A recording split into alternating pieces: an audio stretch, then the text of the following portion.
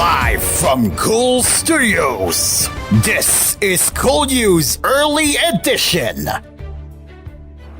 Oh, fellow, good morning to all of our viewers and listeners, and welcome to koolNews Early Edition. Let's get into the headlines.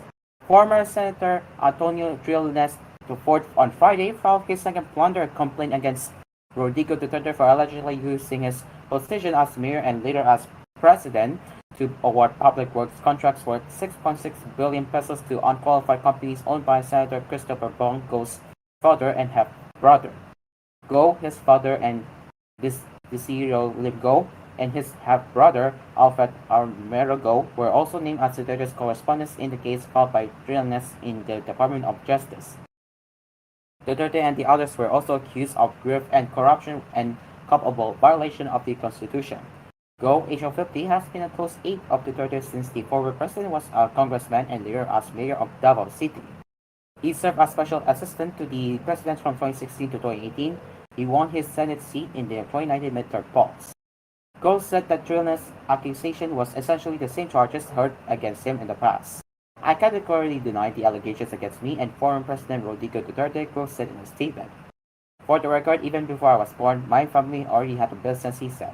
What I can assure you is that neither I nor my family benefited from my being a government official. Guo entered public service in 1998 as executive assistant to Duterte in the House of Representatives.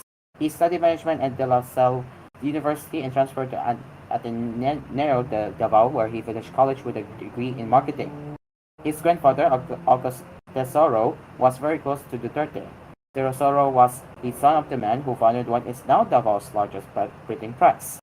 He was one of the principal sponsors in the wedding of Duterte and his first wife, Elizabeth Zimmerman. There was no immediate comment from Duterte on the complaint filed against him by Trillanes. The former president was Davao mayor from 1988 to 2016, with 3-year gaps from 1998 to 2001 when he served as the city's 1st district representative, and from 2010 to 2013 when he was his daughter's vice mayor. Trillanes, citing official records from the Commission on Audit, alleged that from March 2007 to May 2018, CLTG Builders, owned by Guo's father, was awarded 125 projects in the Davao region from the Department of Public Works and Highways. A copy of the complaint center reports did not cite specific projects. There has been no response from Trillanes to the court's request for details. Trillanes said some of the projects were under Duterte's Build Centerpiece infrastructure program. According to the COA records cited in the complaint, CLTG secured 27 projects worth approximately 3.2 billion pesos in 2017 alone. Off-Reco Builders and Supply, owned by Guo's half-brother, won 59 public works projects from June 2007 to July 2018, amounting to 1.74 billion pesos. These also were all DPWH projects in the Davao region. Trillanes pointed out that in 2018, Off-Reco won contracts for 23 projects amounting to 1.3 billion pesos. CLTG Builders and Off-Reco Builders and Supply could not have been awarded the enormous projects were it not for responding Guo and his connection to the seat of power, responded Duterte, who is constitutionally responsible for the annual budget proposal, read the complaint. Respondent Guo clearly took advantage of his public positions as an aide and other ego of President Duterte in cornering illicit billions upon billions of public infrastructure projects in favor of the unqualified sole proprietorship registered in the names of his father and brother, thus unduly enriching himself and members of his immediate family, and responded to Duterte, it said. Trillanes' complaint was based in part on the 2018 report by the Philippine Center for Investigation Journalism, which first uncovered the infrastructure contracts awarded to both CLTG and Off-Reco from 2007 to 2017. The complaint also cited the PCIJ's discovery of the DPWH Bureau of Construction records that showed that as of April 30, 2018, 136 projects bid out by the DPWH Davao region were unfinished. Incidentally, CLTG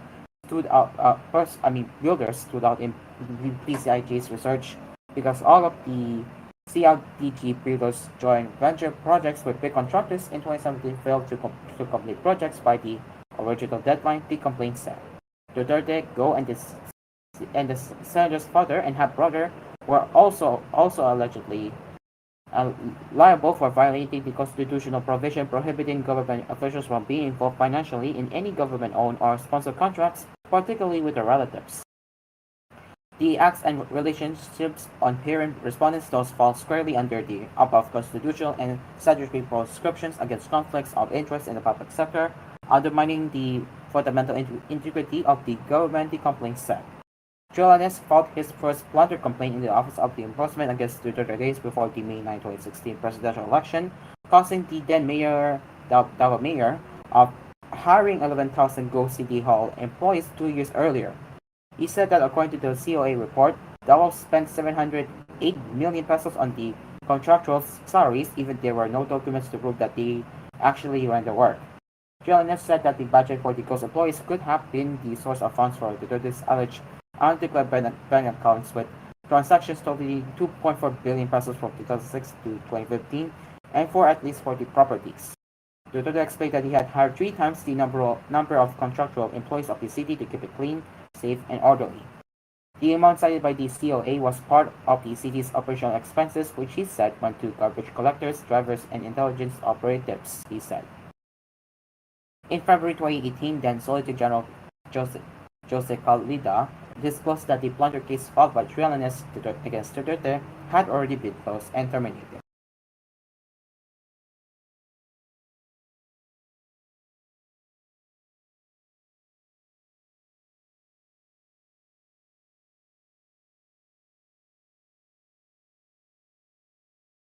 And now for the West Philippine Sea coverage, the China monster ship has been inching closer to the Philippine Coast Guard's vessel at Escoda Sabina Shoal in the West Philippine Sea.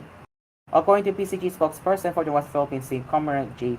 Tarilla, the enormous CCG ship is only about 500 yards away from PCG's biggest vessel as of Friday morning. Previously, the CCG vessel ship with hull number 5901 was spotted about 0.5 nautical miles or around 1,012 yards away from the PCG's BRP Teresa Magbanua, hull number 9701. The PCG's BRP Teresa Magbanua is officially the longest ever deployed Philippine asset in the West Philippine Sea. Trillanes said personnel of the BRP Teresa Magbanua relentlessly issued radio challenges to the CCG ship, but it continued to sail. The CCG's giant Gigantic patrol cutter, the largest Coast Guard vessel in the world, departed off Hainan Island waters on July 1st and arrived near Argentine Secretarial Shoal on July 3. It even approached Mischief Reef before heading to Escoda Shoal also on July 3. Since the day of its arrival in Escoda Shoal, troops aboard the 9701 challenged the ship, Tarela told reporters in an interview Friday, July 4. The PCG deployed PRP Teresa Bangua on April 16 as its expected reclamation in Escoda Shoal, which falls 75 nautical miles from the coast of Palawan, or well within the Philippines' exclusive economic zone. This is the longest deployment of Coast Guard in the West Philippine Sea because it already reached more than 2 months, Tarela noted.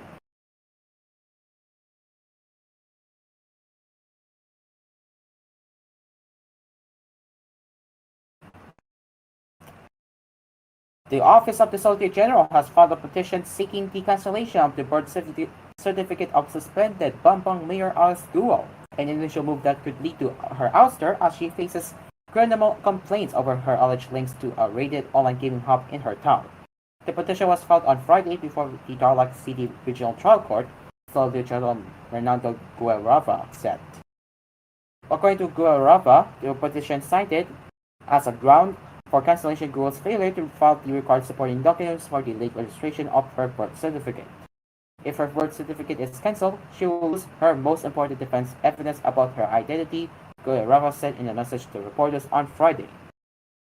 The Solicitor General did not specify the documents that Guo supposedly failed to submit, but he cited violations and glaring inconsistencies between the entries in her birth certificate and those in other public records. Guerrava noted, for example, that Guo's father, Angelito, had her birth registered on November 22, 2005 when she was already 19 years old. This was the violation of Administrative Order Number 1293 of the National Statistics Office, which requires a late birth registration to be done by the subject person if he or she is already 18 years old or above, he said. Guerrero also noted that Guo's parents Angelito and Amelia Leal were both declared as Filipino citizens. In the birth document, but the Philippine Statistics Authority, the former NSO, found no birth certificates pertaining to the couple themselves in its files, he added. Guerrero said the birth certificate's cancellation would lay the groundwork for the Guo Warner petition, and that is OSG also plans to file for the eventual removal of Guo as mayor of Bamban, Tarlac. Alleged abnormalities surrounding Guo's birth records are urgent for service in the Senate inquiry into her alleged ties to the Philippine offshore dealing operator Pogo that was raided in March. The crackdown was launched by the Presidential Anti-Organized Crime Commission on suspicions that the Pogo was being used for human trafficking, online scams, and other criminal activities. Also on Friday, the Department of Justice opened its preliminary investigation into the complaint for qualified human trafficking that the police had filed against Guo and 30 others in connection with the Bamban Pogo raid. Guo did not appear in the first hearing, where she was represented by lawyer Alice Guo. Speaking to reporters, Avisado described the evidence presented against his client to be weak and the complaint a little forced. Just papers, electric bills, a letter of no objection, articles of incorporation. These documents are not enough to commit the crime of human trafficking, he said. There must be an overt act. So this case filed against her is weak. It's a little forced. In fact, when you look at the complaint, the CIDG, Criminal Investigation and Detection Group, and PAOCC admits that there is no direct evidence of human trafficking against Alice Guo, the lawyer added. Avisado said the defense team would submit Guo's counter affidavit on July 22nd. According to Justice Undersecretary Nicholas Flex D.Y., Guo's presence is required in the next hearing, where she must file the counter affidavit and swear on it in person.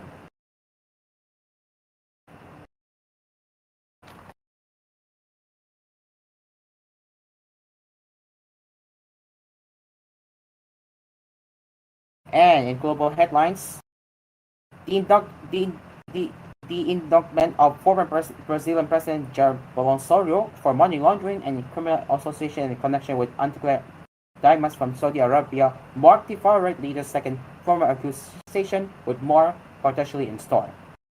The indictment on Thursday by federal police, confirmed by two officials with knowledge of the case, followed another formal accusation in March against Bolsonaro for allegedly falsifying his COVID-19 vaccination certificate. Both officials spoke on condition on anonymity because they were not authorized to speak publicly.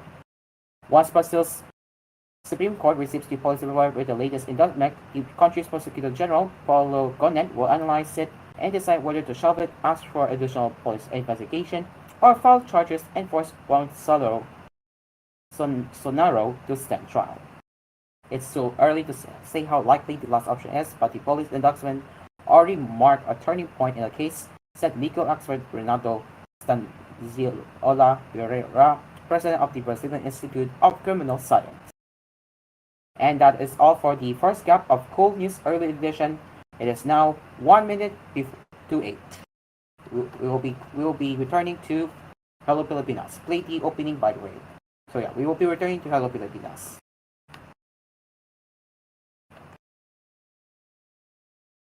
Live.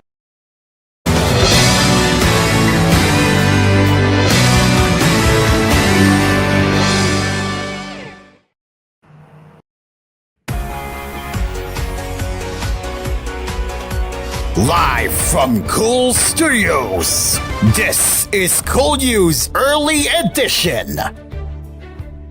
It's 38 minutes after 8, and welcome to koolNews Early Edition, part of Hello Pilipinas with its second gap. Now let's get into the global headlines, as US President Joe Biden is hoping a televised interview on Friday will steady his improved re-election bid, but a repeat of his disastrous debate performance could be his downfall. In the week since his debate against Donald Trump, their first head-to-head of the 2024 election cycle, 81-year-old Biden has failed to quell panic among his Democratic Party. For a lot for 90 minutes last Thursday, a raspy Biden struggled to express himself clearly, stumbling over words and losing his train of thought. A growing chorus in his party has since called for him to prove he has the energy to defeat Trump in November and handle another 4 years in the White House. Despite winning the backing of Democratic governors who met with him at an emergency meeting on Wednesday, at least 3 of his party members in Congress have called on him to step aside, as have several major newspaper editorial boards and a rift of political commentators. The president has said that he is not leaving and is in this race to the end, but post-debate polls have shown Trump's narrow lead widening. Biden has also not yet spoken publicly without a teleprompter since the debate, other than some brief remarks. So Friday's interview with ABC presenter George Stephanopoulos, set to be recorded during a campaign trip to Wisconsin, will be a key moment for Biden to dispel the worries and reset expectations. With sore anticipation for the interview, ABC has switched up its original plan of airing excerpts through the weekend and will instead broadcast it in full Friday at 8 p.m. or Saturday here in Manila. Biden will face a journalist who knows the working of political communication like no one else.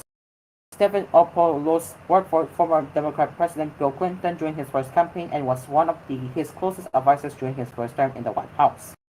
Biden, a former stutterer, will also have to win back confidence with clear and cohesive speech as much as on substance. Former House Speaker Nancy Pelosi, one of the most influential Democratic voices, has deemed it essential that the president do 1 or even 2 high-profile interviews.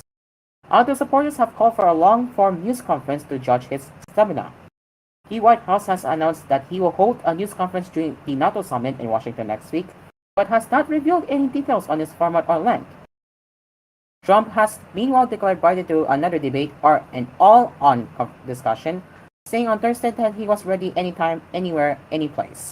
With speculation still swirling over a potential switch-up at the top of the Democratic ticket, Kamala Harris, the nation's first female vice president, has steadily been forced into the spotlight. The 59-year-old former California prosecutor, who joined Biden at Thursday's July 4th celebrations, has been performing a delicate balancing act since the debate. She has offered unwavering support for Biden in public, but is standing by as a leading contender to replace him if he steps aside. And now for the latest coverage on Joe Biden interview. Joe Biden vowed Friday to stay in the White House race and blamed his dismal debate performance on feeling terrible due to a cold, as he sought to save his re-election campaign with a make-or-break TV interview. As revulsion bruised among some nervous Democratic voters, lawmakers, and donors, the one-to-one with the ABC network was hailed as the most consequential of the 81-year-old's long career. "I was sick, I was feeling terrible, we were trying to figure out what's wrong," the president said in his excerpt of his first TV interview since the debate with Donald Trump. "They did a test to see whether I had some infection, a virus. I didn't. I just had a really bad cold." Biden sounded raspy and gave mindering answers in a clip, which appeared unlikely to reassure Democrats. The Trump campaign offered a lightning, quick, mocking reaction, posting on X that Biden sounds great. The sit-down, which was due to be aired in full later Friday, came after Biden's debate, and Atlanta triggered panic within his party and calls for him to pull out of the race. The Biden's campaign has pushed back hard on any suggestion he may withdraw, and just hours before the ABC interview, released an aggressive campaign travel schedule for the rest of July. Appearing at the campaign rally in Madison, Wisconsin, the president delivered an energetic speech, unequivocally declaring, "I am staying in the race. I will beat Donald Trump." As supporters cheered, he went on the attack against his rival. "Let's focus on what really matters," Biden said, reading from teleprompters. "We're running against the biggest liar and the biggest threat to our democracy in American history. That's not hyperbole." Post-debate polls have shown a widening deficit in Trump's favor, and at least 3 Democrats in Congress have called on Biden to step aside, as have several major newspapers and the rift of Democratic supporting political commentators. Wealthy Disney heiress and Democratic supporter Abigail Disney told CNBC she plans to donations to the party until Biden drops out, saying bluntly that if Biden does not step down, the Democrats will lose in November. This is realism, not disrespect, she said. Senate Intelligence Committee Chairman Mark Warner has approached fellow Democrats to organize talks on Monday on Biden's path forward, multiple U.S. media outlets reported. House Minority Leader Hakeem Jeffries was convening his own meeting, a video call with senior Democrats on Sunday, according to NBC News. Former U.S. House Speaker Nancy Pelosi, one of the most influential Democratic forces, has deemed it essential he do more major interviews to prove himself. The White House has announced he will hold a press conference during the NATO summit in Washington next Thursday, but has not revealed any details on its format or line. Biden's travel plans include Pennsylvania this weekend, then the NATO meeting, and back on the campaign trail with a swing through the American Southwest. The president will engage in frequent off-the-cuff moments over the course of the month, as he has consistently throughout his campaign. His team said, seeking to emphasize his folksy charm. Trump has meanwhile dared Biden to do another debate all-on discussion, saying he was ready anytime, anywhere, any place. With speculation swirling over a potential switch in the Democratic ticket, Kamala Harris, the nation's first female vice president, has suddenly been in the spotlight. The 59-year-old former prosecutor has offered unwavering support for Biden in public, but is standing by as a leading alternative if he steps aside. And now what's happening in the United Kingdom? Well, Keir Starmer set to work as Britain's new leader Friday, speaking with world leaders and appointing his ministerial team after his Labour Party's landslide general election victory ended 14 years of Conservative rule. Starmer named Rachel Reeves the UK's first woman finance minister and appointed David Lammy as foreign secretary following his election win to become centre-left Labour's first prime minister since Gordon Brown in 2010. Flag-waving crowds of cheering Labour activists lined Downing Street as Starmer pledged to rebuild the UK after the head of King Charles III invited him to form a government during a meeting at Buckingham Palace. Now our country has voted decisively for change, for national renewal, and a return of politics to public service, the 61-year-old said in his first speech as Prime Minister. The work of change begins immediately, but have no doubt we will rebuild Britain. Within hours, Starmer held a flurry of phone calls with leaders, including reaffirming London's unwavering support for Kyiv's war against invading Russian forces with Ukraine President Volodymyr Zelensky and US President Joe Biden. He also spoke to European Commission President Ursula von der Leyen and the Prime Ministers of Canada, Italy, Iran, and Poland, alongside the heads of the UK's devolved governments in Scotland, Wales, and Northern Ireland.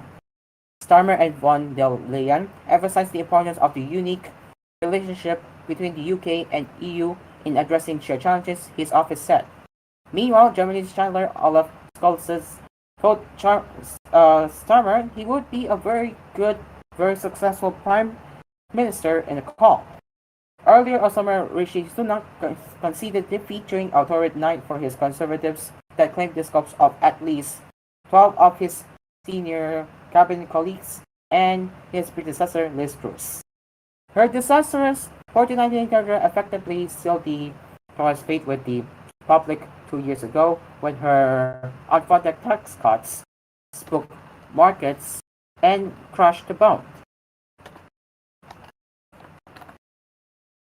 Before leaving Downing Street for the final time as Prime Minister, Sunak said sorry to the public and revealed that he was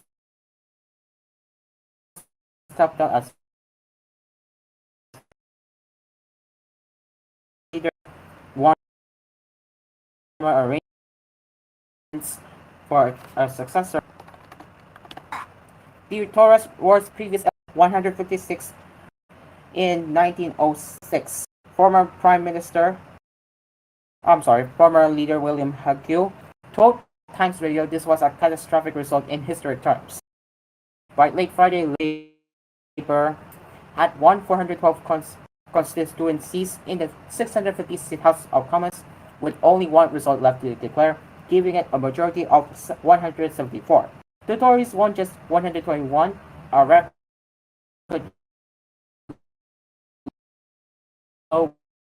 with the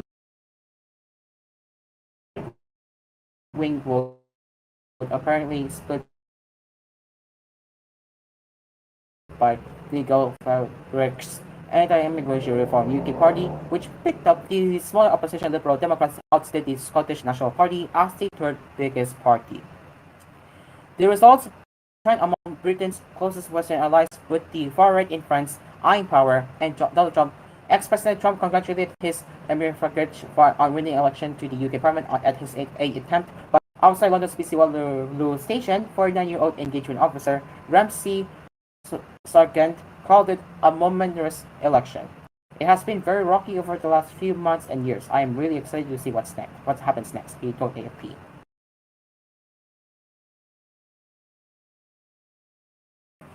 Tim Bell, politics professor at Queen Mary University of London, some were thinking and that the Tories would now need to decide how best to fight back. Brexit champion Farage has made no secret of his aim to take over the party. There is a massive gap on the centre right of British politics, and my job is to fill it, he said after a comfortable win in Luton, Eastern England.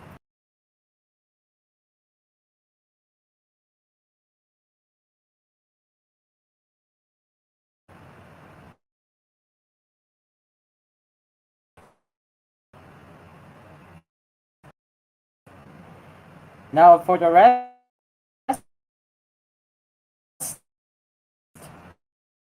the Vatican on Friday excommunicated its former ambassador to Washington after finding him guilty of sedition, Mario Vigano, the conservative and a symbol of the polarized Catholic Church in the United States. Church hierarchies, the Italian Archbishop, delving deeper into conspiracy territories on everything from the Coast to what he called the Great Reset, has announced the penalty after a meeting of its members on Thursday and informed Vigano of its decision on Friday. Vignano's public refusal to recognize and submit to the Supreme Pontiff, his rejection of communion with the members of the Church subject to him, and the legitimacy and magisterial authority of the Second Vatican Council. The excommunication, which Vigano incurred all around his positions, means he is formally outside communion with the Church and cannot celebrate or receive its sacraments. The crime of schism occurs when someone withdraws submission to the Pope or from the union of Catholics who are subject to him.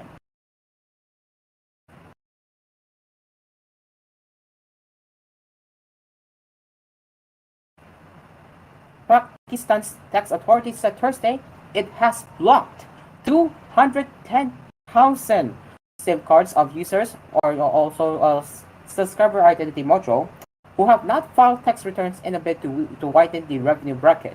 Only 5.2 million people of more than 240 million population filed income tax returns in 2022. The Federal Board of Revenue passed the edict in April and has since sent orders to the Telecommunications Authority to block the connection of 210,000 SIM cards, with 62,000 of them later restored, according to the board's data. We have unblocked the SIMs of those who have paid their taxes, FBR public relations officials Bakhitar Muhammad said. Nobody voluntarily comes up. And that is it for the second and last gap of koolNews early edition on Hello Pilipinas. We will have more headlines later with koolNews at noon, koolNews at 4 p.m., 6 p.m., and koolNews prime time tonight. And you can watch the replay that we have just read with the headlines later on TG1 News YouTube channel when it's uploaded. So stay tuned for the replays of koolNews early edition on Hello Pilipinas on TG1 News YouTube channel. Until then, I am Aspir, and this has been koolNews early edition. And now back to Hello Pilipinas.